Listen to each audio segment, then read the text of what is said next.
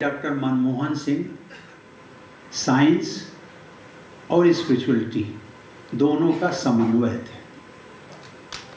दोनों का समन्वय मैं इसलिए कहता हूँ कि आर्थिक जगत की दृष्टि से उन्होंने जो किया वो प्रशंसनीय।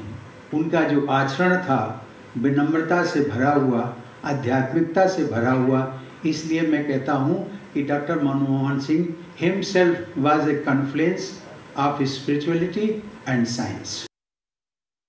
मनमोहन सिंह গতকাল প্রয়াণ হয়েছে। ওনার আত্মার শান্তি কামনা করি। 92 বছর বয়স হয়েছিল। So I must say he is lived his life.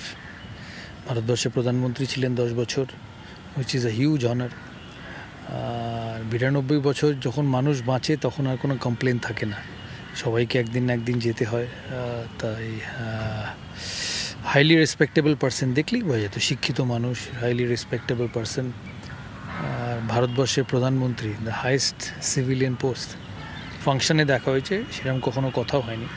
আমরা যখন পাকিস্তান যাই 2004-এ, তখন অটল বিহারী বাজপেয়ী ছিলেন প্রাইম মিনিস্টার ইন্ডিয়ার। আমার সঙ্গে সেরকম সামনাসামনি খুব একটা দেখা হয়নি। তোমার রিটায়ারমেন্টের সময় নাগপুরে যখন রিটায়ার করলে তখন কোনো বার্তা এসে? হ্যাঁ, আমাকে মেসেজ পাঠিয়েছিলেন কংগ্রাচুলেশন বলে ক্যারিয়ারে। ওই আর কি।